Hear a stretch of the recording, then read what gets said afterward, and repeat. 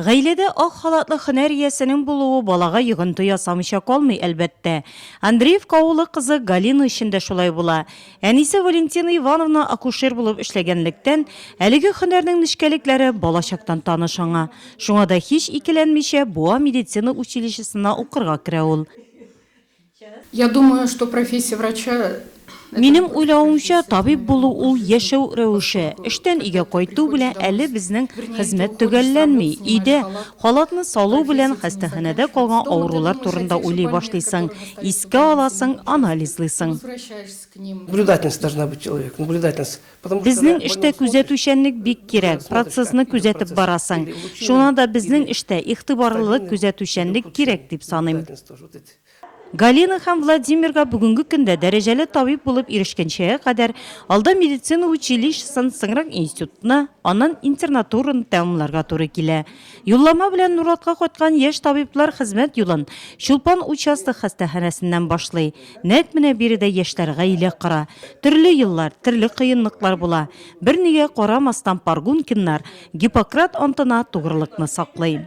Я думаю, что профессия врача – это редкая профессия.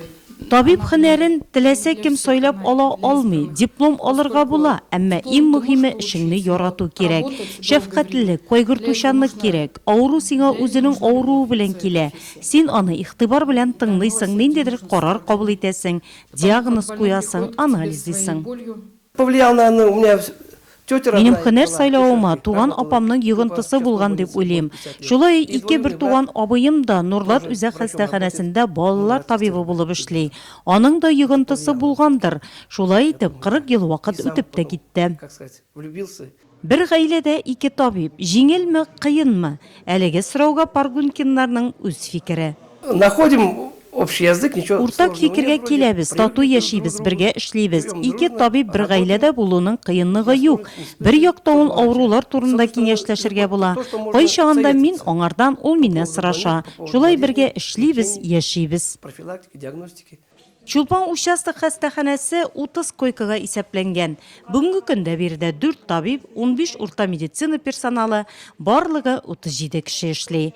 Табиб һөнәре четерекле, диагнозны дөрес итеп кую, авыруны үз вакытында дөрес итеп дәвалау дигән сүз. Кайчагында дару гына түгел, җылы мөнәсәбәт тә тизрәк терелергә ярдәм итә. Я когда служил в армии, это медсанчасти. Мин армиядә хезмәт иткәндә беренче диагнозны куйдым. Аны бик хәтерлим. Иң мөһиме диагнозны дөрес куя белергә кирәк. Иртә алып барылган профилактика авыруны тизрәк терелтергә ярдәм итә. Балалар кабул итәләр сине күзеңә карап, игътибарларын биреп, шундый тәмле телләре белән ире һәм хатыны. Менә шул кирәкле даруларны тиз генә язалар. Алар чын йөрәкләреннән сөйләшәләр, аларның мөнәсәбәтләре шундый уңай фикердә мин алар турында. Яхшы врач безнең. Иштән килеп керәк, килеп каршылау безне каршылау. Һәрберебездән сорашып чыга. Ничә итә? Һәр көнне керә ул безгә. 2 мәртәбә, бер генә түгел, 2 мәртәбә керә ул.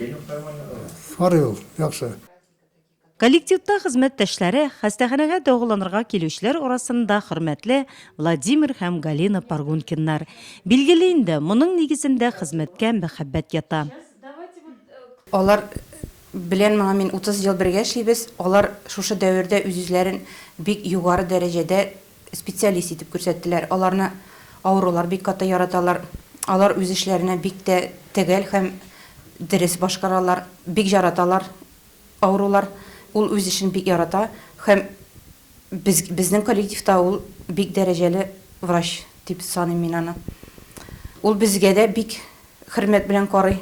Гаиләдә ике ул тәрбияләп үстергән алар. Олы уллары әти-әнисе һөнәрен сайлаган.